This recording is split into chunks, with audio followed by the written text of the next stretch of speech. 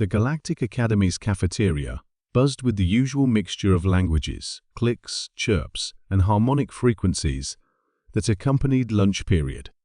Students from across the known universe sat in their species-grouped clusters, sharing meals that ranged from photosynthetic light absorption to the consumption of crystalline minerals.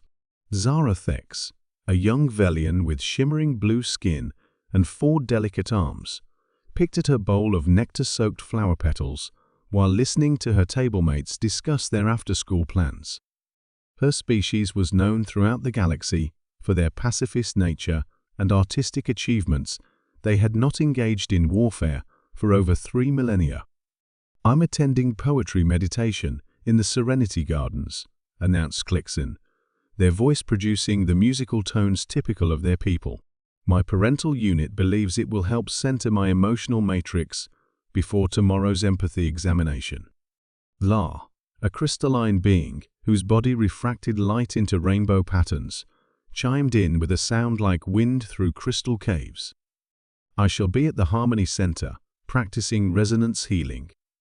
The masters say I'm close to achieving perfect frequency alignment." The conversation continued around the table as each student shared their plans. Meditation, artistic pursuits, scientific research, philosophical discussions, all the peaceful, enlightening activities that defined civilized galactic society. Then Marcus Thompson spoke up.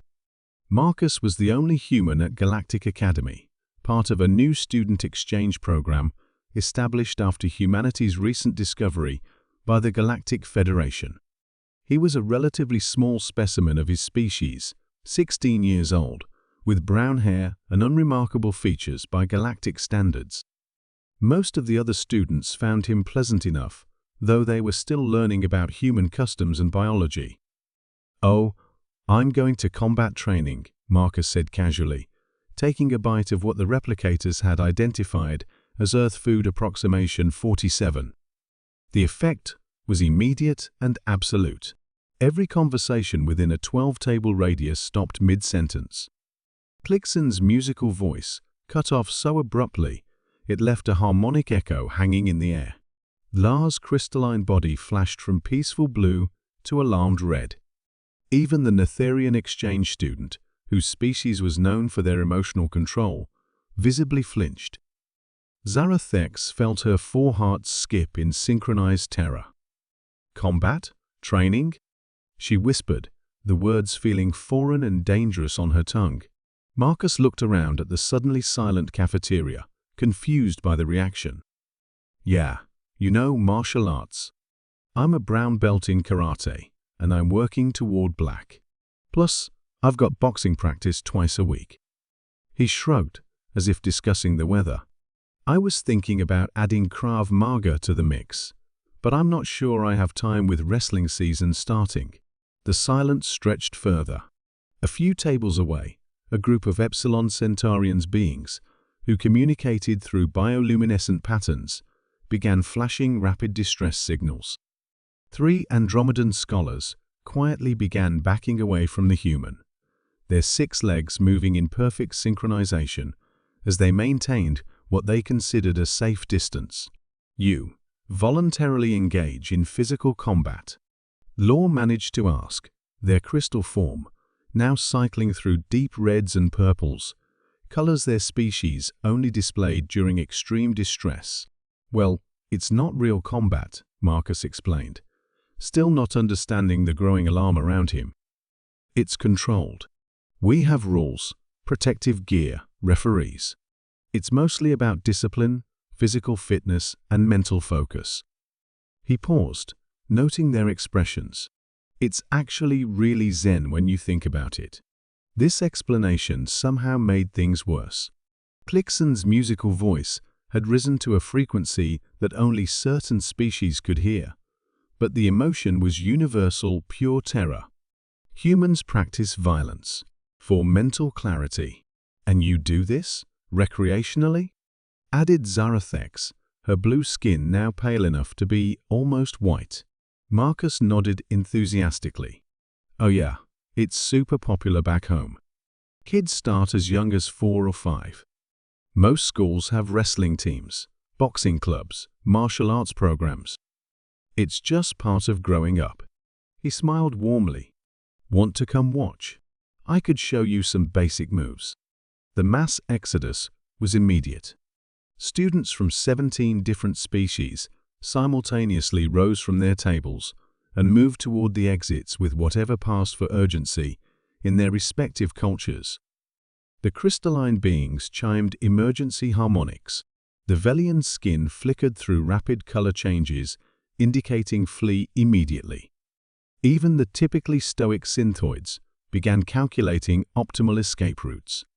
Within 60 seconds, Marcus found himself sitting alone in what had been a crowded cafeteria, surrounded by abandoned meals and the lingering scent of fear pheromones from a dozen different species.